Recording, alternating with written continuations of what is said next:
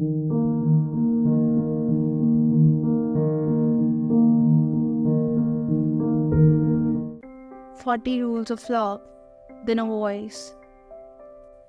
Baghdad, September 1243. Being with the wish is not easy. Everybody informed me so. What they forgot to mention was that I had to go through hell in order to become one. Ever since I came here, I have been working like a dog. Most days, I worry so hard that when finally lie on my sleeping mat, I can't sleep because of pain in my muscles and the throbbing in my feet. I wonder if anybody notices how awfully I am being treated. Even if they do, they surely show no signs of caring. And the harder I strive, the worse it seems to get. They don't even know my name.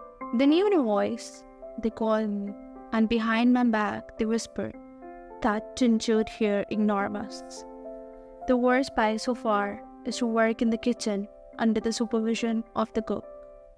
The man has a stone instead of a heart. He could have been a bloodthirsty commander in Mongol army rather than a cook in other lodge. I can't recall ever hearing him sing anything nice to anyone. I don't think he even knows how to smile. Once I asked a senior Darwish if all the voices had to go through the trial of working with the cook in the kitchen. He smiled mysteriously and replied, "Not all the voices, only some." "Then why me? Why does the master want me to suffer more than other voices?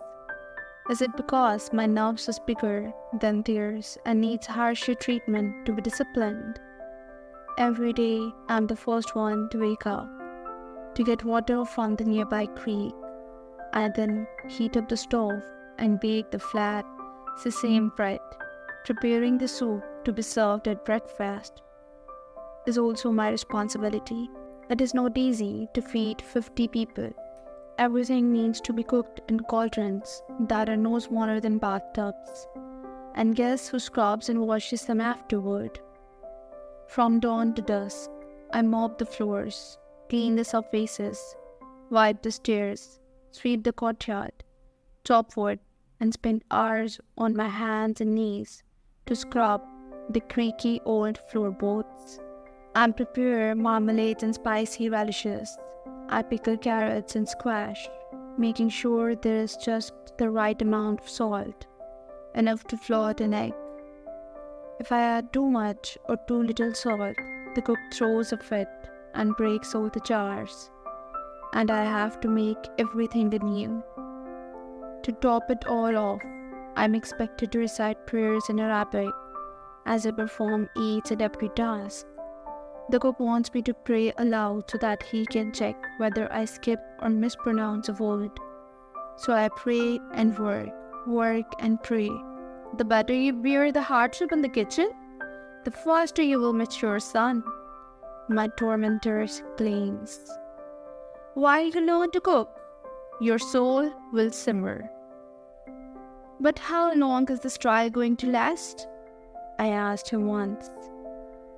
1,001 days, was his answer. If Scheherazade the storyteller managed to come up with a new tale every night for that long, you too can endure. This is madness. Do I resemble in the least bit that loud-mouthed Scheherazade? Besides, all she did was lie on velvet cushions, twiddling her toes and make up fancy stories, while she fed the cruel prince sweet grapes and figments of her imagination. I don't see any hard work there. She wouldn't have survived a week if she were asked to accomplish half of my work. I don't know if anyone is counting, but I surely am. And I have 624 more days to go. The first 40 days of my trial I spent in a cell so small and low that I could neither lie down nor stand up, and had to sit on my knees all the time. If I longed for proper food or some comfort, was scared of the dark or the loneliness, or God forbid, had wet dreams about women's body. I was ordered to ring the silver bells dangling from the ceiling for spiritual help. I never did. This is not to say I never had any distracting thoughts, but what's wrong with having a few distractions when you can't even move? When the seclusion period was over, I was sent back to the kitchen to suffer at the hands of the cook. At suffer I did. But the truth is, as bitter as I might be toward him, I never broke the cook's rule. That is, until the evening shums of the braise arrived. That night, when the cook finally caught up with me, he gave me the worst beating of my life, breaking willow stick after willow stick on my back. Then he put my shoes in front of the door, with their fronts pointing out, to make it clear it was time for me to leave. In other ways, George, they never kick you out or tell you openly that you have failed. Instead, they make you silently leave. We cannot make you otherwise, against your will, the cook announced. A man can bring a donkey to the water, but cannot make him drink. The donkey should have it in him. There is no other way. That makes me the donkey, of course. Frankly, I would have left this place a long time ago, had it not been for shums of the brace. My curiosity about him kept me anchored here. I had never met anyone like him before. He feared no one and obeyed no one. Even the cook respected him. If there ever were a role model for me in this lodge, it was Shams, with his charm, dignity, and unruliness. Not the humble old master. Yes, Shams of the Brace was my hero. After seeing him, I decided I didn't need to turn myself into a meek dervish. If I spent enough time next to him, I could become a brash, steadfast, and rebellious. So, when autumn came and I realized that Shams was leaving for good, I decided to leave with him.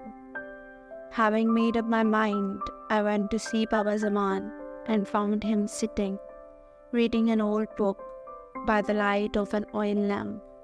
"What do you want, Novice?" he asked wearily, as if seeing me tired him. As forthright as I could be, I said, "I understand that Shams of the Brace is leaving soon, master. I want to go with him. He might need company on the way." "I didn't know you cared for him so much," the master said suspiciously. "Or is it because you are looking for ways to avoid your task in the kitchen? Your trial is not over yet. You can hardly be called a dervish. Perhaps going on a journey with someone like Shams is my trial?" I suggested, knowing that it was a bold thing to say, but saying it anyhow. The master lowered his gaze, lapsing into contemplation. The longer his silence, the more I was convinced he would scold me for my insolence, and call the cook to keep a better eye on me. But he did no such thing. Instead, he looked at me forlornly and shook his head. "Perhaps you were not created for life in a lodge, my son. After all, out of every 7 voices that set out on this path, only one remains.